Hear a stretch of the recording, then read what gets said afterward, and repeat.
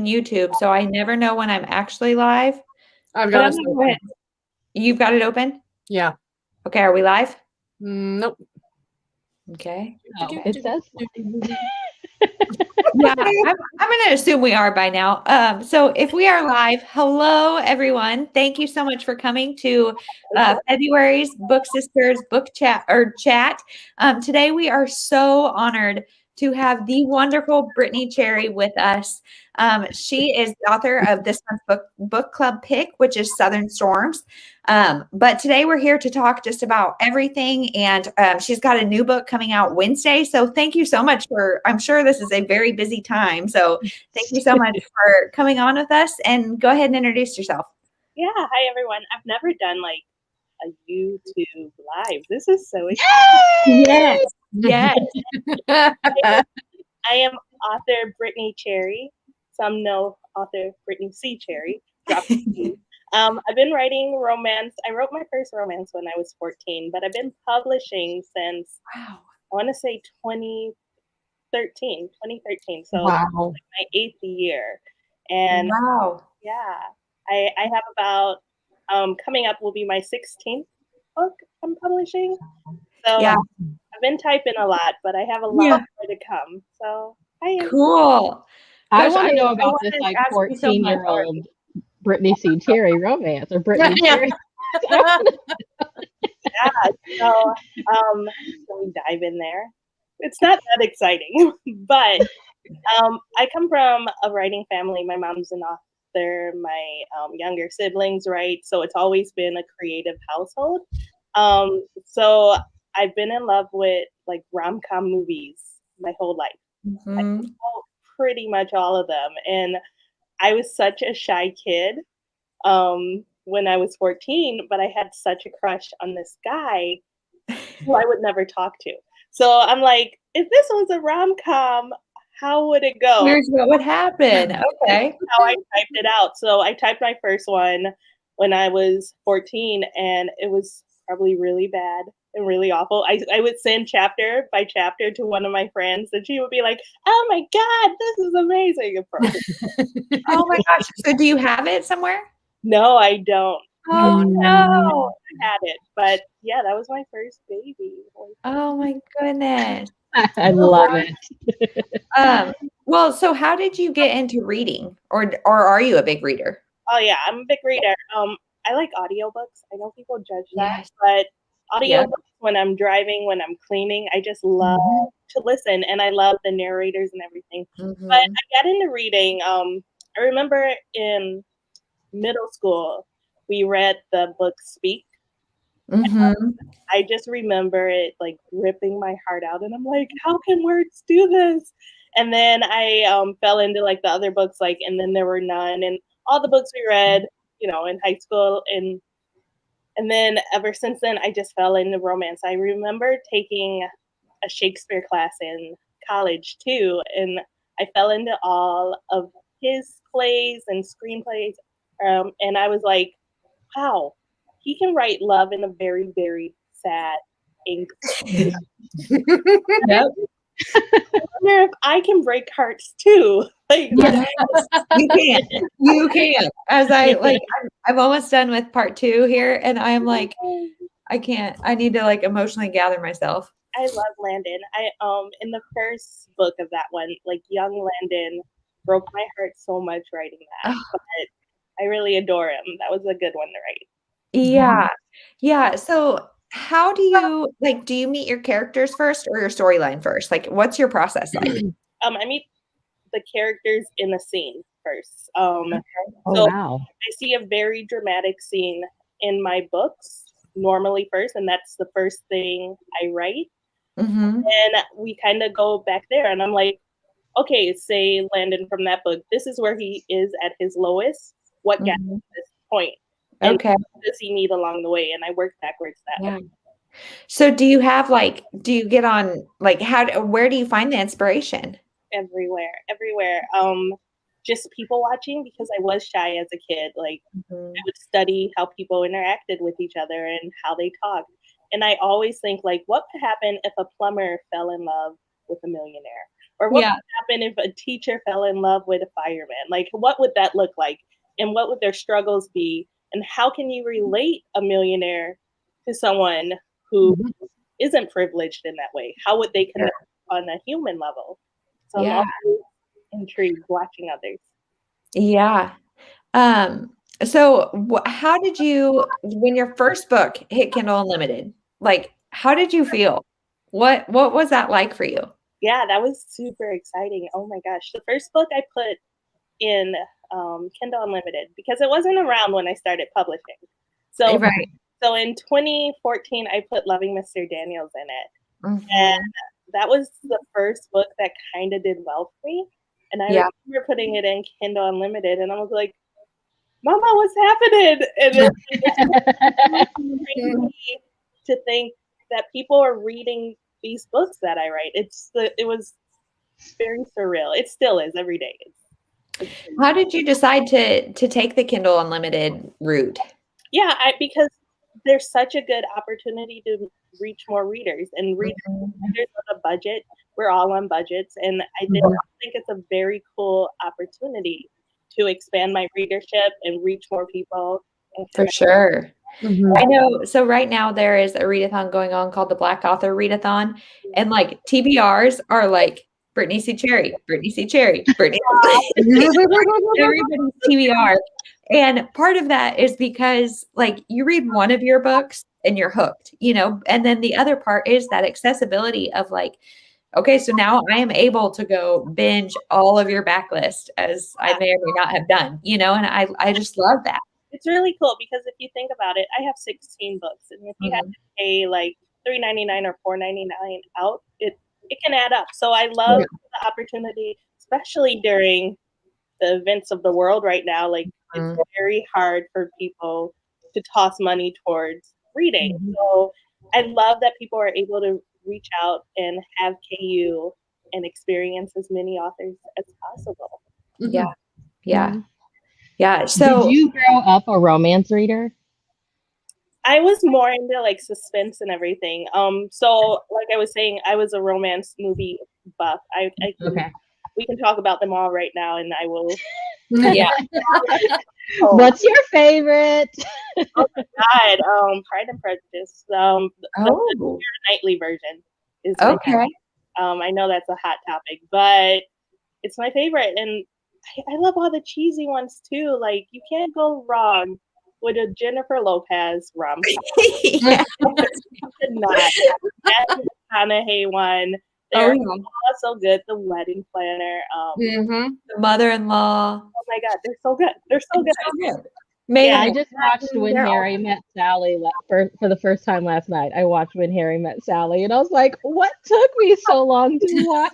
Oh my goodness. Yeah, Meg Ryan and Tom Hanks are like, I mean, I know that's not Meg Ryan and Tom. I mean, Meg Ryan individually, Tom Hanks individually, together.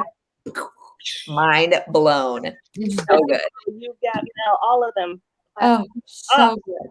Oh, so good. A newer one. It's not that new anymore, but Crazy Rich Asians. Yeah. So good. Have you read that book? I haven't read the book. Have you? Yeah, I've read it, but I haven't watched it. Oh man, the movie is so good. So do you read romance now? Like, is it hard to read in genre? Sometimes I can't read it when I'm writing. I read a lot of like nonfiction or more like thrillers or things like that. Because I don't want anything to like influence my thoughts without me even knowing. But when I do read romance, I go like rom-com. I go like Amy Dawes or Megan Quinn or Lucy Score because I can't write funny, but I love that I can crack up with other people. Yes. I always joke with my readers. I'm like, I'm going to write a rom-com. And then I try, and then they're like, and on page 6, someone dies. I'm like, wait. This isn't funny. This isn't funny. Are there any authors or books or anything that like really inspire you? Like, as I sit here and fangirl, who do you fangirl about? Oh my gosh, there's so many. Like I was saying, I think Amy Dawes is one of the most talented writers. Like she does funny like no other. Lucy Score, you can just fall into her book and just float away Colleen Hoover is a powerhouse. Yeah. I do not love Colleen. Right. Mia Sheridan, Archer's voice is still holds such a special place in my heart. Read that book. Oh man. I know. I don't, that one too. It's like I have heard so much about it and I have not read it. Yeah, that came out around the same time as The Air He Breathes in 2015. Our friend Bree here is like such a fan of yours. Yeah, Breeze and 11 Words. She is a big fan as well. Yes. Yes. Well, I'm kind of monopolizing this. Do you guys want to ask another question? Sorry. So you said that like you get inspiration everywhere. Like, what's the most random place you've been where you've been like, book idea? Yeah, I think Halloween night, which Eastern Light starts on a Halloween night. And I remember just being out one Halloween night when I was younger, way back when bars used to be open in the world. What? And, right?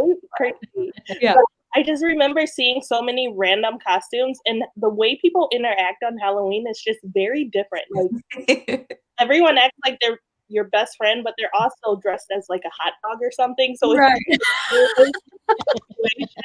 So I'm like, what would it look like if people met on Halloween in the weirdest situation? How would that look? So Love it.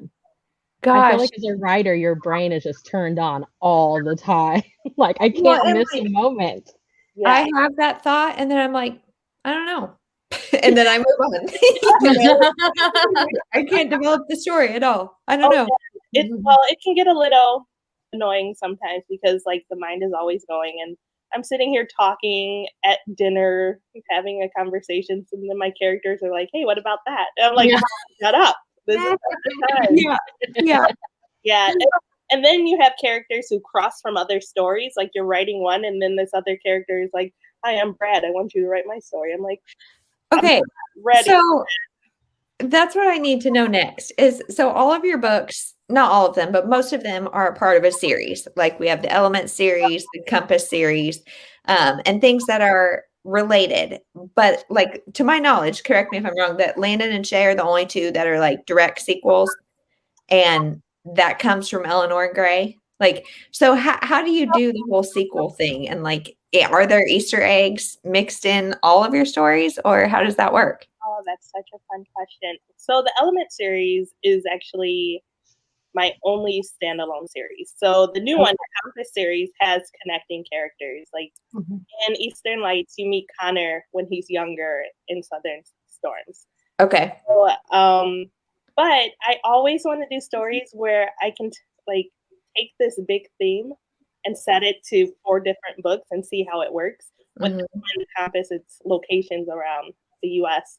But with I don't even know how the Element series really came to be. It was such a special gift, and I just knew that I'm a spiritual person, so like the whole Elements thing was always special to me. And I'm like, what if I wrote a book about each sign, about each element? And I'm like, what would that look like?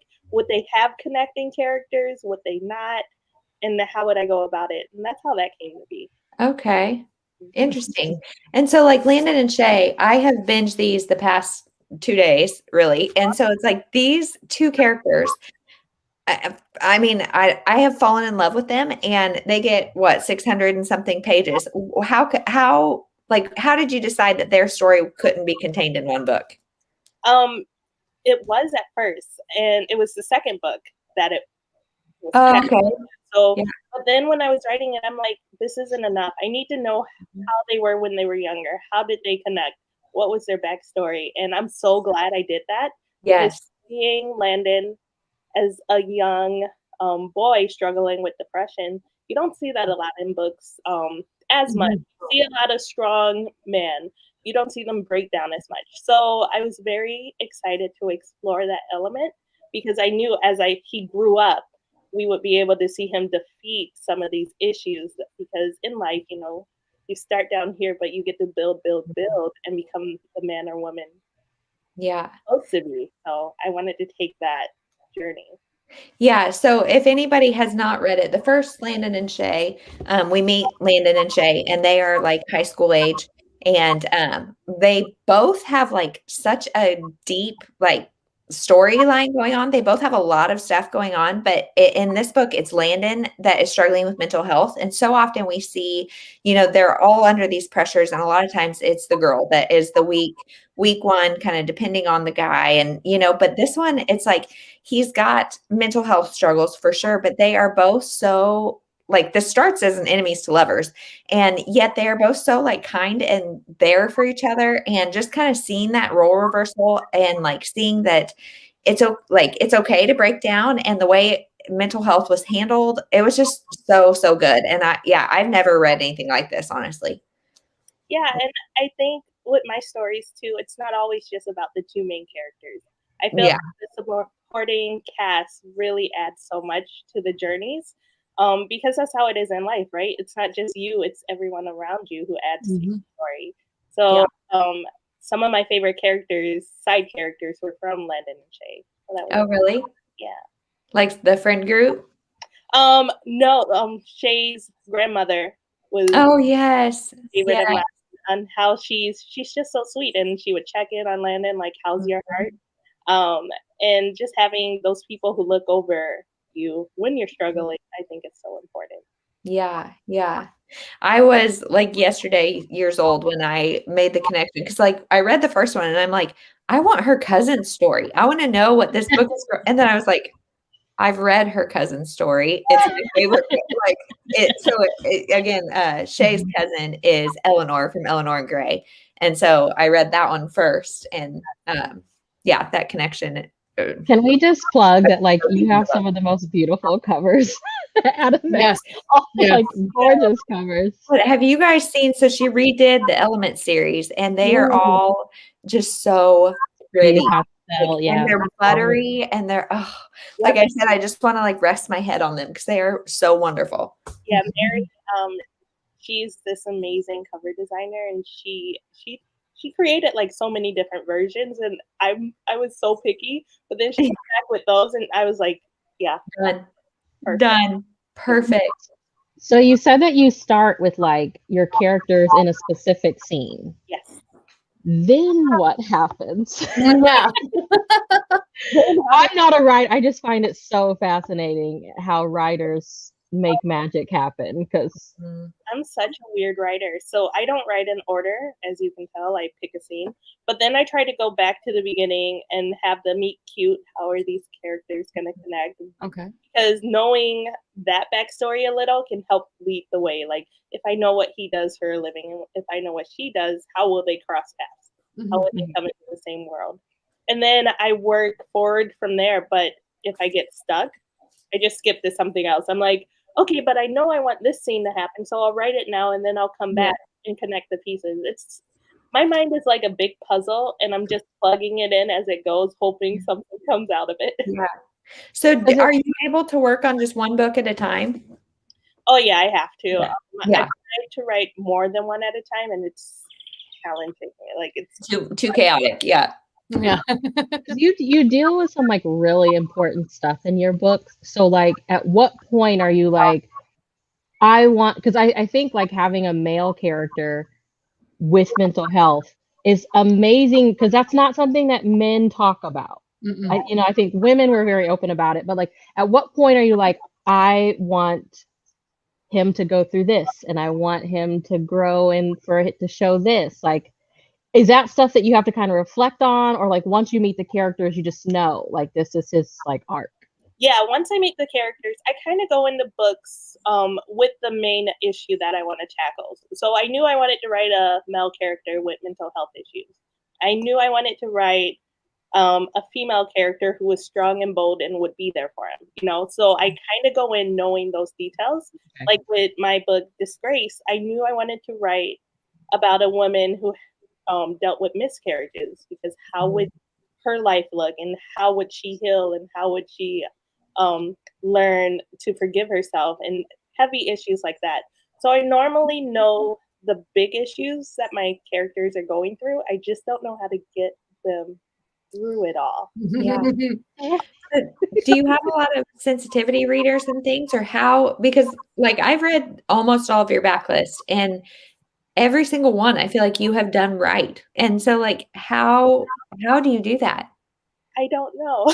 Yeah.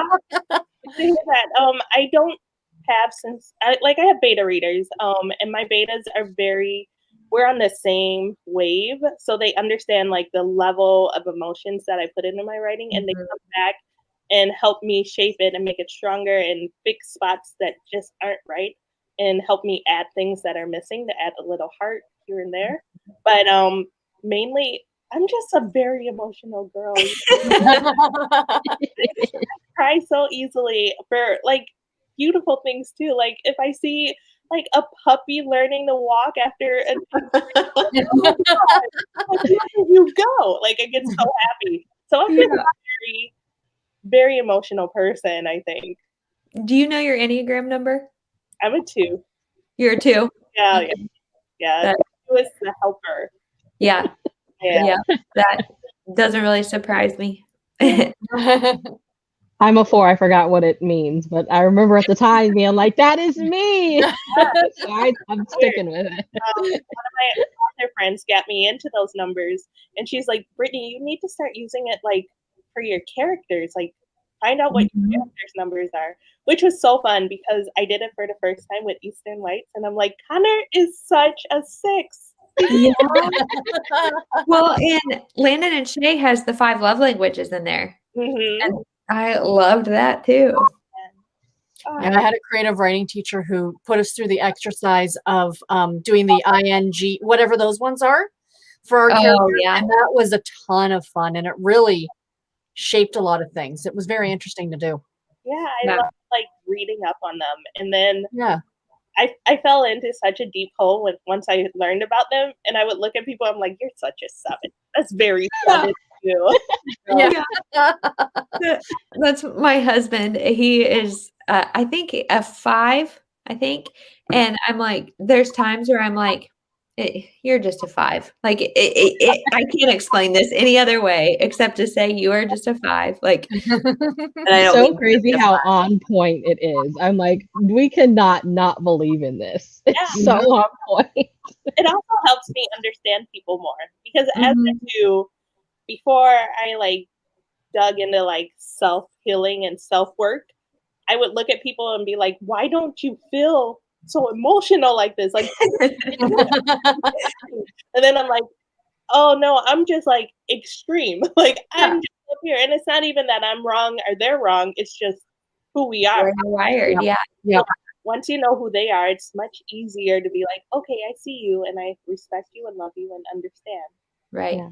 So, a few of your books have very personal connections to you. Like, Behind the Bars, you have a note in there. The Silent Waters, you have a note in there. How do you decide? Like, I'm sure there's always a piece of your personal life in there, but like, how do you decide when you're going to incorporate kind of more of that personal side into a story? Yeah. So I guess there's personal pieces of me, like you said, and many of them, but I knew how important the Silent Waters was for me to add that note in the end. Being someone who struggles with speech throughout my whole life, I still have so many words I can't pronounce, and I still get anxiety. Like, I might not know it, but I'm real nervous right now. Yeah, but I think it's so important for people to know that they're not alone because so many other people have gone through these issues, and not even like speech issues, but just being shy, feeling like an outcast, like just feeling like you don't belong. So I feel like a way to help us all come together as one is say, no, I have these issues too, and you are not alone. Yeah. Yeah. Yeah. So I'm like heartless. I don't cry ever. And yet, so that one, I just text these girls because I just read Silent Waters somewhat recently. And I text them and was like, you guys, I've made it through the book and I'm crying at the author's note. I am sitting here crying like a little kid at the author's note. And I don't know if I've ever admitted it publicly, but Behind the Bars, I was like 38 weeks pregnant. So I was more emotional at that time, and I was late for an OB appointment because I couldn't stop reading. And then I like made it. Sitting in the car. I made it to the back to the car, and I just like sat there and sobbed. I was like right at that halfway point when it was time for my appointment, and I was like, I can't deal with this. And so yeah, it was that was a big book, and that was probably one of the hardest scenes I've ever, because I know exactly what you're talking about. Yeah. But I remember my sister listens to the audio on her way to work. She's a pediatrician. And before she went in, she called me. She's like, Brittany, what did you just do? She doesn't let me forget it either. She's like, I'll never get over what you did. I'm like, no, either. No. And I mean, I don't want to say anything else about that because I just don't want to, I don't want to spoil anything because it does just like, oh my gosh. Yeah. I just need to have a good cry for a minute. Yeah. Elliot is a very special character. I had a joy with him because he dealt with bullying too. And I guess that connects to the Silent Waters too. So those kind of characters just have a very soft spot in my heart. Mm-hmm. So yeah, that story was a hard one though. That happens, watching Elliot come back to himself was really, really tough and really hard to write. Yeah. Do you remember because I imagine putting your book out on Kindle Unlimited, right? It's like just sending it out into the universe. Do you remember that moment where you realized people love what I do and people are touched by my work? Do you remember when that hit you for the first time? Well, some people hate my work too, and that's fine too. I don't think so. I have yet to meet that person, but no,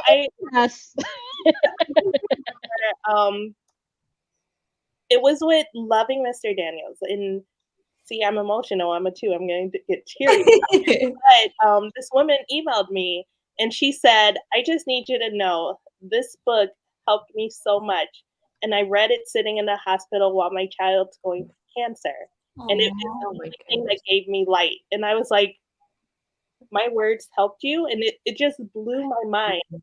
But it just reminds me too how much our words matter, not just but how we interact and how we connect. And that's why I try to be very aware of not reacting. If I see something harsh or if I see some drama online or something, don't engage, step back, refocus, and really think about a situation. So that was a defining moment for me when I got that email. Mm-hmm. And I think one of the things that touches so many readers about your books is that element of words and books. And I mean, so many of your books have either bookish characters or like Landon and Shay they're into theater and they write each other. They've got, they write. And so that element is strong throughout. But I've also noticed music and fame are all kind of not in all of your books, but they're prevalent in your books. So are you a big music fan? Oh my gosh, yes. I love all types of music too, from country to old school to jazz. I love it all. I can do it all. And one of my favorite hobbies was going to concerts with my sisters and my mom. Then the world shut down. I was supposed to go see Dan and Shay. Oh gosh. And then when that shut down, I was like, what's happening? And then our Backstreet Boys concert was Flats, and I'm like, oh man, it hit me in the heart. But music is such a big part of what I do and how I create. Songs inspire me on the regular. I don't listen to music as much when I write, unless there's one song that will get me through the saddest scene in a book. I just play it on repeat and I'm finished writing it. Yep. I can imagine being an author, listening to lyrics probably hits different than me just in the car with the Cranberries on repeat. You're probably like, oh god, this is the scene. No, I think I kind of unplug sometimes from music, and I'm that girl in the car like, okay, Beyonce, yes. Then the song will pop up in my head when I'm like 1 a.m, and Beyonce's like, if I were a boy, and I'm like, She got you. She's in there. She got you. pulled me Can in. I say, like, I loved the poetry collection you did with Candy Steiner. Are we ever gonna get some more poetry? It's funny you should ask. Never say never. 2021 is looking good. Let's just say that. Okay. Interesting. So that makes me want to ask, would you ever try a different genre, like outside of romance or poetry? Yeah. Yes? Yeah. Okay. There's some things in the works. Nothing I can talk about now, but something I'm very excited. Okay. Yay. Awesome. Yeah. Oh my goodness. But I feel like it's also a good way to grow and explore different styles of writing. So many exciting things coming. Yeah, cool. Yeah, like as a Colleen Hoover fan, have you liked her ventures into thrillers and paranormals and all that she's been doing lately? I read Layla. I just had a talk with Colleen last week. Yeah. Yeah. And Layla was so cool. It's a ghost paranormal romance. And it's so cool. Like she's just a boss. She can do anything. And it's like, yep, I'm so into it. But I did start reading her other thriller, and I lived by myself. And when I tell you I spooked myself out so much, like I was listening to it, and then I went to bed and I had a nightmare and I woke up. I'm like, no. About Verity? Yeah. And whenever I have nightmares, like I have to turn on cartoons. Yes. Tom and Jerry goes on so fast. I was like, all right, Tom and Jerry, bring it up. Yep. Oh yeah. I turn on 90s sitcoms or like early 2000s sitcoms. Like I just need some friends and some happy times. Well, during that time, what did I put on? I put on Sister. Oh, perfect. Nice. Yes. Nice. Nothing better. Nothing better. I don't remember being spooked by that one. I just remember being like, this lady is a genius. I was not expecting any of this. Yeah. It's crazy. How her mind works, but I'm glad it works that way. You know? Yeah. Yep. So Eastern Lights comes out Wednesday. So do you have like a pub day ritual or something? Well, this one, normally it involves being online and updating everything and being in panic mode, hit in a panic attack right around 5 p.m. each day. Yeah. But these past few releases, I've just been very easygoing about it. I finally get to go see my personal trainer again. So Wednesday afternoon at 2, we're gonna do some kickboxing, and that Oh, good. Get some of that energy out. Yes. And little distraction. Yeah, I'll go by my mom probably and just celebrate and have a good day. Yes. How long does it take you start to finish one book? Yeah. Oh, good question. It's really hard to say because this one I started writing about 6 months ago, but I didn't really dive in deep. Like the first 4 months is me just fixing the first 20 words, or 20,000 words. Like it takes me so long to dive in, but when I get in it, it's like writing 5,000 words a day, and it just takes off from there. So 6 months, but the first 3-4 months are me just joking around. Yeah. Interesting. And do you just write in your house, or like where do you write, or what are your writing must-haves? Yeah, well, before the pandemic, coffee shops were a really good way just to get me out of my house because I love my house so much. But normally in my office or on my couch. My couch is probably my number one spot. Probably a little too comfy, but my best scenes. Cool. Do the baristas even know that, like, I just served a latte to Brittany Cherry? They're like, and I do not care at all. God. Do you live in the same place you grew up? Yeah, I'm in Milwaukee. I grew up in Milwaukee. We moved to a suburb for a while, but I just moved back downtown Cool. city, and I just love it. Yeah. I would love to come there. I have a lot of my family's in Milwaukee, and I have never been there. Yes. So if you make it, I'll take you out. We'll have a good time. Okay, because I have no idea what I'm doing. I hate it. I'm like people that I've like talked to on Facebook, you know, and it's like I've never been there. So Yeah. Come to Milwaukee. When My sister lived in Lake Geneva for a while. And so we would go to, like, we'd fly into Milwaukee or Chicago normally, but that's the only time I've been there. Yeah, Lake Geneva is a cute place. Yeah, it's a nice little town. So what is your, like, when you finish a book, how do you do you have an emotional release?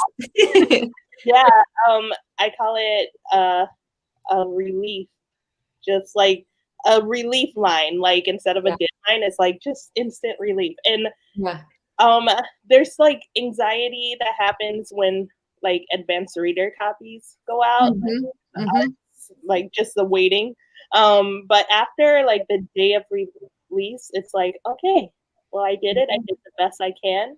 Yep. And no matter what happens, I should be proud of myself for putting myself out and then move on to the next.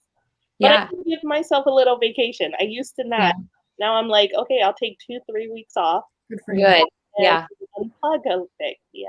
Yeah, just kind of emotionally refreshed. Yes. And how do you know you're done a book? Like, how do you know I'm done and you're not going back to rewrite it or read? You know what I mean? Yeah. Like, like down to the last minute. Like I was looking at it today, like, oh, if I just add this, I did add one more thing today. But the story better. But then I had to I put up the pre-order today. There's a pre-order now. It just went live. Oh, good. But so now I can't change it. Now it's live. Okay. That's awesome. So, okay, our friend Antonella is a European reader. She said, are you coming to Rare Edinburgh in 2022? That is still on the maybe list. I really, really want to. That's a bucket list location for me. So I'm hoping the world is better off. Early 2022. Yeah, but I just don't want to like make a promise and then have to back out. Yeah. Even though people would understand, but I'm just. What year is that, Antonella? Yeah, that would be fun. I mean, I want to come, Antonella, and I don't even know. Marie and I will be out. It's in the summer. Otherwise, it's like burr. Yeah. How much, like, as like bloggers and like you send the arcs out and stuff, how much does that actually help you as an author? Yeah. Like how much does it help like promote the book? Yes. Oh my God. I would be nowhere without bloggers. I would be reading my book with my mom. My mom would be honestly, I just think like word of mouth is such a powerful thing. And if people are talking about your book or your characters, others are like, wait, what book are you reading? Or what's going on here? So I think the power of bloggers is out of this world. And I'm very like, I still get very emotional, like thinking that they even want to offer to help me because no one has to help you, you know, and it's just a very, very cool thing to have people so dedicated to books want to help promote mine. It's really good. Yes. So I have like an inside question. Like, I just want to know from the author standpoint, because it's confusing navigating as a reader. If somebody is like watching or watches this like months from now and they want to put a book on Kindle Unlimited, like me, what are some of your like, what are some of the things that you maybe wish you knew back when you started? I'm sure it's changed. Like, what are the things people need to know about it? Because I mean, I go on there looking for specific books and I'm like, I have no idea how to narrow it down. So like, and I've heard stuff like if you're not putting something out every 90 days, like there's an algorithm for you guys as authors. So like, what do people need to know? If I knew, I would tell you. Girl, if you know someone who could tell me. Jury's out. Okay, got it. Fair enough. I am such a bad author at authoring. Like, I I'm so not good at this because I'm such a creative. I'm a creative through and through. I can write the book, blah, blah, blah. When it comes to marketing and the promotion side of it, I am a lost puppy. I don't know how it happens. And my mom's like, you really made that happen. I'm like, Mama, I don't know how. I don't know what I'm doing. But I think like the main starting point, if you are interested in publishing, like as far as setting it up, Kindle, the main Amazon publishing page, they lay it out pretty awesome, straightforward. But Sarah, if you have any questions, you can message me like walking through that point. I can help you with that. But like how the books land on Amazon or what they promoted, I have no clue. I just pray to the Amazon gods, like, let Jeff Bezos. No, please let it work. Let's work. That's why I feel like if I have no desire to ever do that, but if I ever, like, just because I know I couldn't, but like if I ever did it, it'd be almost like throwing your baby to the sharks, like, please, every time. And please don't eat my baby shark. But right. Ocean, and you're like, okay, bye. And then with a wave sometimes and knocked out, it's like, oh man. All right, let me throw another one. So will we ever get more from any of the existing characters you have? I do really want to write Carla's story from Landon and Shay and Eleanor and Gray. She is one of the most emotional and kind of damaged characters I've created. And I already have like the storyline in my head. I have the title. I just have to write it. Okay. That's when I think back on my books, she's the only one that really stands out. I want to who needs the story. Yeah. What is your suggested reading order in Eleanor and Gray and Landon and Shay? Do you have a way that it should be read?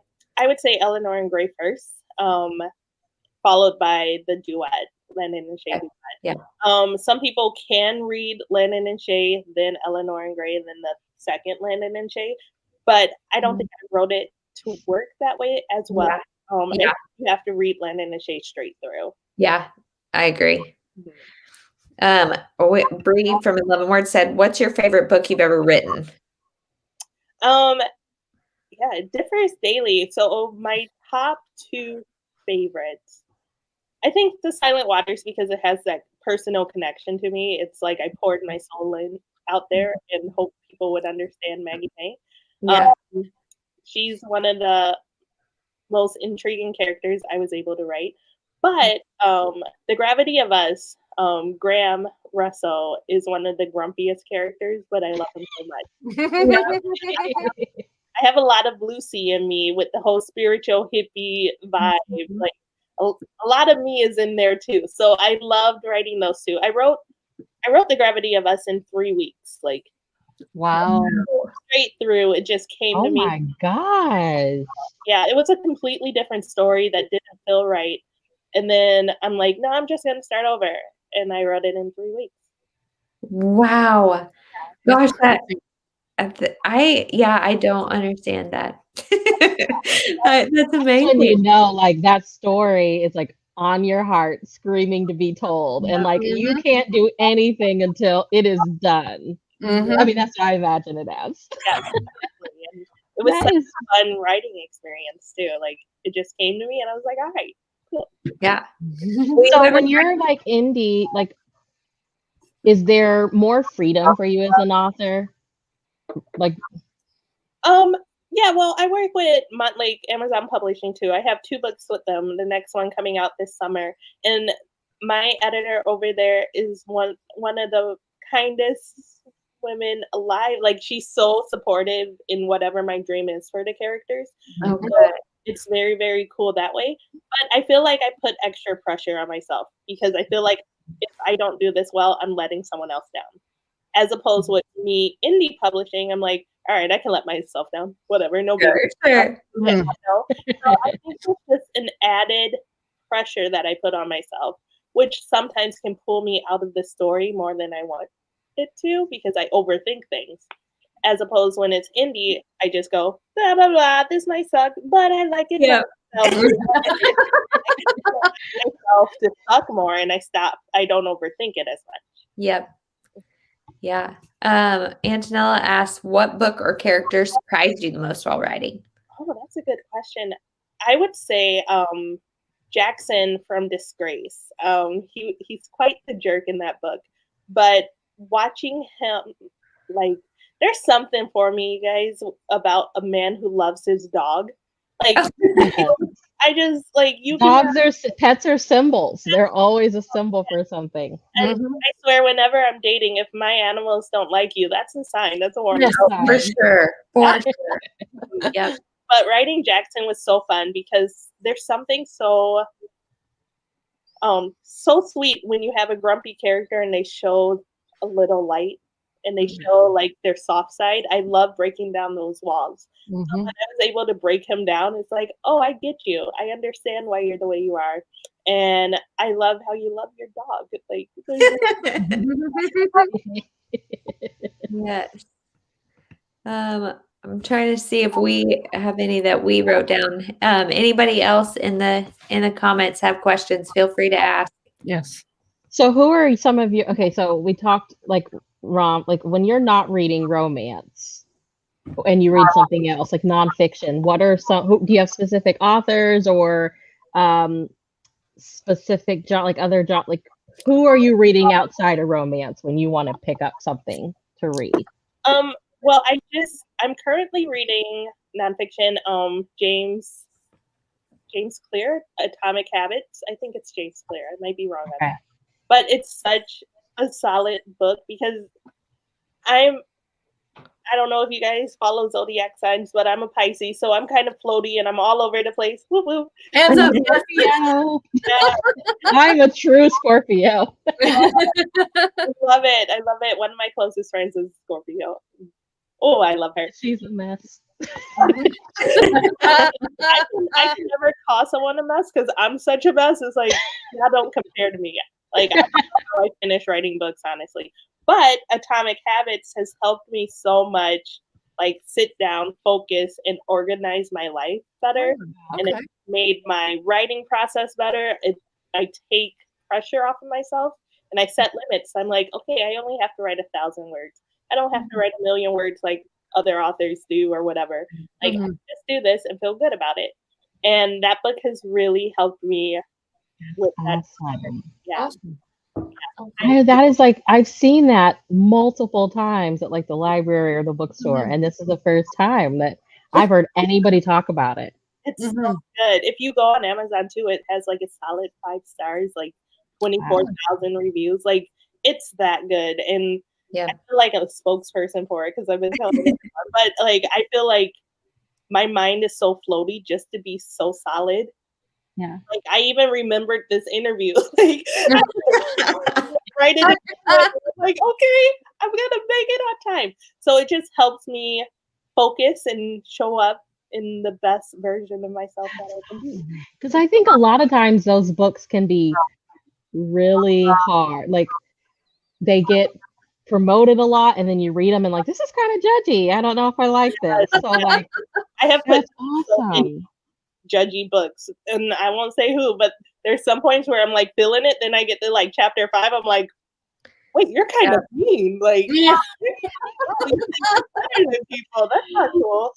That's not what happens in Atomic Habits. It's so good. Oh man, awesome. Getting on Amazon as we speak. I know. I'm like, I can see the cover at Barnes and Noble and me just being like, I read one, and I feel like we probably read the same book, but like one book that was super popular maybe like 2 or 3 years ago, and it just left a bad taste in my mouth, and I have not picked up anything like it since. Same. But like, I think it's so, if you find a good one, it's so life-changing just to like get that advice from somebody else that's neutral. They don't know you. They don't know your situation. Exactly. And like, he's not preachy about anything because my book, I feel like we're on the same page with which book it was like 2-3 years ago. And I haven't picked up one since. I was like, oh no, this isn't for me. Like, it just left a bad taste. But this one, my mom was reading it and my brother, and they were speaking so highly of it. I'm like, all right, let me see. And then like the next day I'm halfway through and I'm telling everyone like, have you heard of Atomic Habits? Yeah. I am a whole new woman. It's been 2 days. And I love nonfictions like that where you're like, now I can conquer the world. Thank you. Yeah, yes. we do And can I just say that like writing 1,000 words sounds like a lot to me. So if you're writing 1,000 words, like we're rooting for you, we're cheering you on. Yeah, that's awesome. Yeah, no, because when I started writing, I could easily write like 5,000, 6,000, and I was up late working, and that just catches up with you after a while. It's like my body's like, you know what? We ain't doing that no more. Yeah. Okay, then what are we doing, body? And so 1,000 words is my safe comfort. I can get that out within like 2-3 hours, and then I'm like, all right, I can do other things. Yeah. Gosh. That would be the hard part about like working from home and being so independent like that is like how to figure out the stopping point. Yeah. And how to schedule your day, because it's so easy to like let everything else run away with you. Like working out. If I don't work out in the morning, it's very hard for me to pick up the energy to do it any other time. Yeah, me either.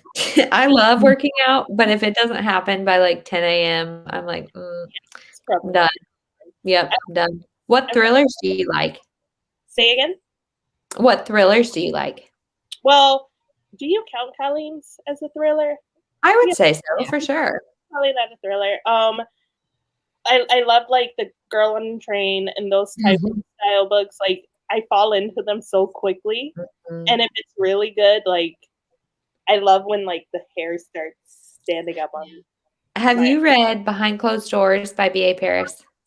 I haven't.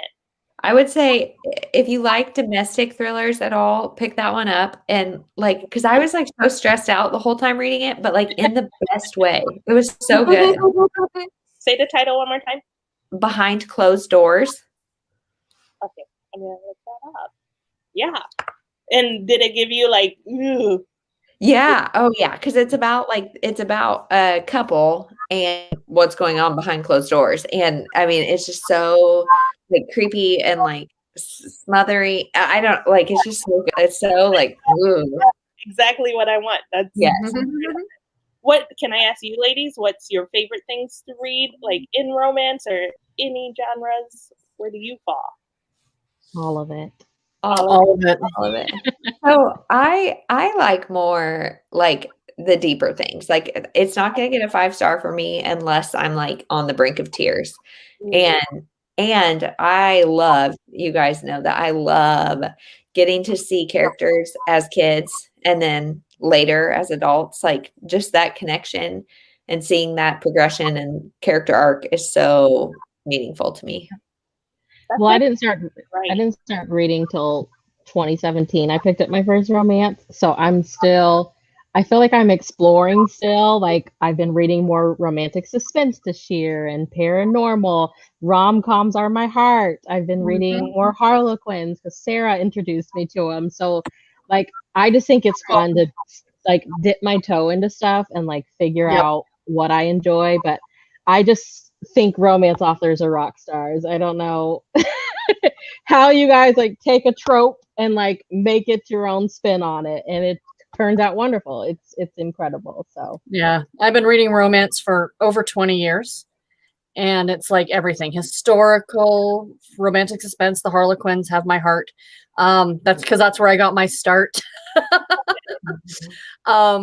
But yeah, like Susan Wiggs, Jill Shelvis, and then all the new. I'm reading a Reese Ryan right now that I'm loving. I just love second chance. Yeah. Give me a good second chance, and I am all over that. Yes. Unless it's been like a serial cheater, then it's like, move on, sister, move on. I think it's so funny too how tropes work, because I suck at them. Like I suck at tropes, and people are like, "Oh my God, you wrote a great second chance." I'm like, "Is that what this is?" Okay. I was just talking about Eastern Lights to my friend, and she's like, "Oh, it's like an office romance." I'm like, "No, it's not." She's like, "Oh, it's like friends to lovers." I'm like, "Maybe, kinda." Yeah. But then, like after the book comes out, like Land in the Shade, people are like, "Oh, enemies to lovers." I'm like, okay, yeah, Whatever you say. good. Yeah, Brie is saying virgin heroes and grumpy loner heroes. I love, like, you do it well, of one of Crystal from Crystal's Bookish Life. I think she calls them alpha mellows, where they're like alpha, but they've got like this marshmallow center. And I mean, that's something you do really well, but I love characters like that. Like, but Those are my favorite to write. Like, I have my very nice characters, like Brooks from Silent Waters, not a bad guy. But man, I love writing the people who look like jerks, and then inside they're just like, I just want a hug. yeah. I'm like, I want to show the world why you're misunderstood. Like, Yeah. you're my favorite to write. Well, and it's like that faith in people that nobody's like inherently bad. We just have to understand them. Yeah. So we've got another question. In what stage is Passion Flicks production? Are you involved with the script? No, it's probably best that I'm not involved. I mean, but we're still in the early stages. So we just announced it a few weeks ago. So I haven't seen anything. I'm just patiently waiting, and I'm super excited for that one. Cool. Oh, that is going to be awesome. Yes. It's crazy when you start writing, you never think about these things, you know, like you never think about your books in different countries. You never think about the option for movies. Like, you just think about this thing and I want to show someone. Yeah. Well, I feel like at this point, movie people are probably running out of ideas. So it's like, hey, there's this whole genre over here of ideas. Right.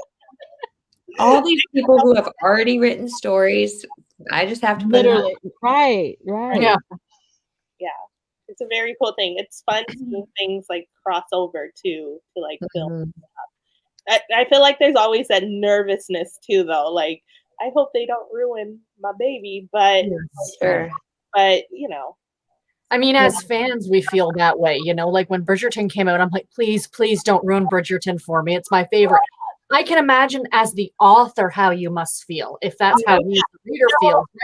You know, as a reader, like I meant don't like Bridgerton. I was please let this be good. But like as an author, I trust them. It's just so weird to hand your baby off to someone. I know. Sending them to college, hoping chill out the air he breathes. Take it easy out there. Right. And then you see your book and it's like, you know, if it's say 400 pages and then you're like, you're going to cut this down to 2 hours. Right. What's going to be taken out, you know? Yeah. And I feel like with that book, the cover was such a big part of it. With Frankie on the cover of it, and so many people connected with him as the cover model. So now I'm like, who's gonna play him? Yeah. Oh my goodness. Like, I just want to know. Can we talk about your Eastern Lights cover model? Whew. He is not hard to look at. He is not hard to look at. My goodness. That's why his eyes, his everything about him is just like, okay. I like that. Yeah. The day you released the cover, I think I messaged you and was like, can I pre-order this somewhere? Oh, he is dreamy. We need a swag box with just a picture of yeah, there you go. You should totally make them posters on the wall. That's right. Brittany Cherry month or a book. What are those, like book clubs or whatever, where it comes with just male swag? That's excellent. I love it. Well, we don't want to keep you too long. Do you want to do a rapid fire, this or that, as a reader rapid fire? Oh, okay. Okay, so you've already kind of answered the first one. So barring audiobooks, hardback, paperback, or ebook? Hardback. No rereading or no new books? No rereading. Yeah. Do you reread very much? Not that often, no. I don't nearly as much as I want to. Like, in theory, it sounds good, but there's so many good books that It's hard to do. And all the time. Quiet or background noise? Quiet. Indoor or outdoor? Indoor. In Milwaukee, you kind of have to Cold be. in Milwaukee. Right? Last week the feel like was negative 30 at 3. A little chilly. Wow. Yeah. Today, I went out and got Valentine's cake things, and it was negative 19. And I'm like, why am I out? Why am I? Yeah. And like, this is not okay. Allergic to the cold. Like if I stand outside, like my skin gets rashes all over it within like 5 minutes. Oh my goodness. I need to move. I don't know why I live here. Yeah. I have so many heated blanket, and my mom got me like these unicorn hand gloves to type with. Oh, mom is like our number one. Yeah. Mamas no. Mamas no. I'm in Canada, and it's minus 20 today. And my husband's like, I'm moving out of Canada to the States. I'm like, dear, you do realize it's colder in parts of the US than it is here, right? Yeah, you'd have to go to like the southern states. You know, I'm like, you go to Florida, I'll stay here. Right. In Texas, y'all, it's 33 degrees today. Okay, we got some cold. Oh, look at Wow. I 30 degrees right now, though. Man. That would be like short weather. You know, For y'all. That's what, like I joked. I took my kids outside playing in like 40-degree weather when it was like October. And I was like, oh my gosh, it's so cold. And then my husband's like, what would you do with that 40-degree weather now? Be at the pool. Right. Yep. Backlist or new releases? New releases. Uh, Yeah. New releases. okay. Series or standalones? Ooh. Oh, that's a tough one because I love them. I think series. I'll go series.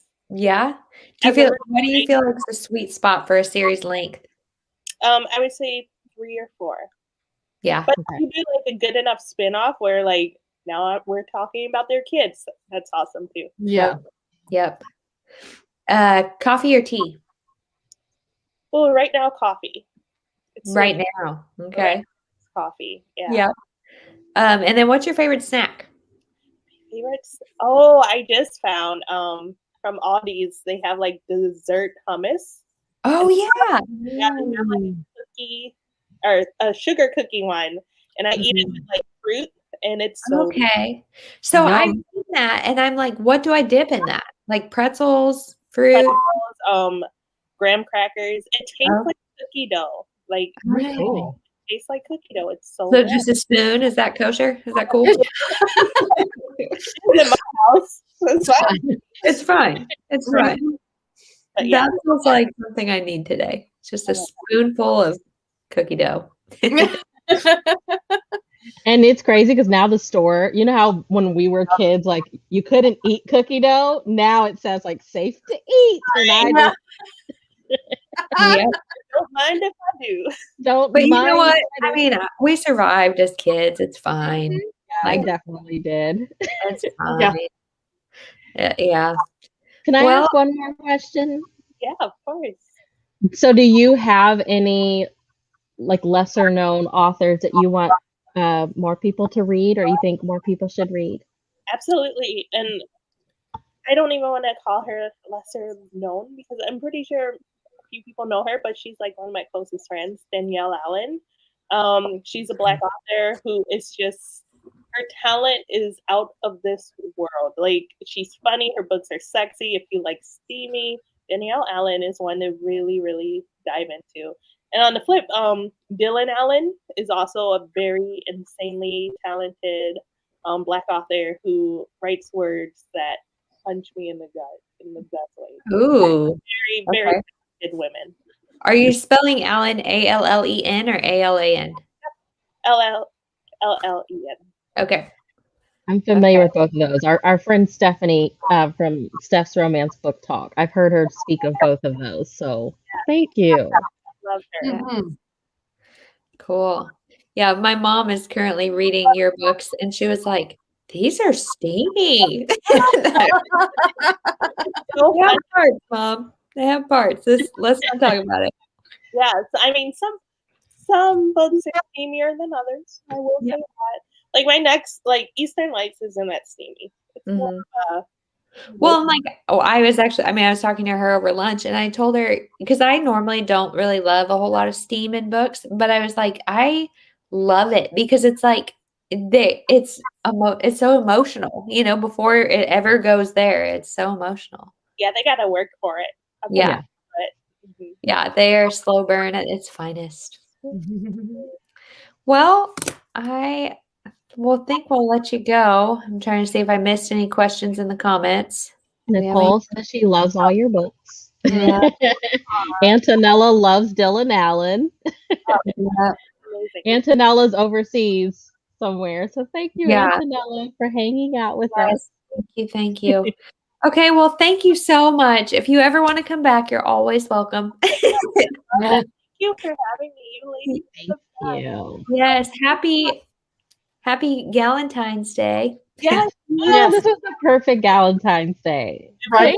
It really was. I adore it. Okay, well, have a wonderful weekend. You too. Bye, you guys. Bye. Bye. Bye.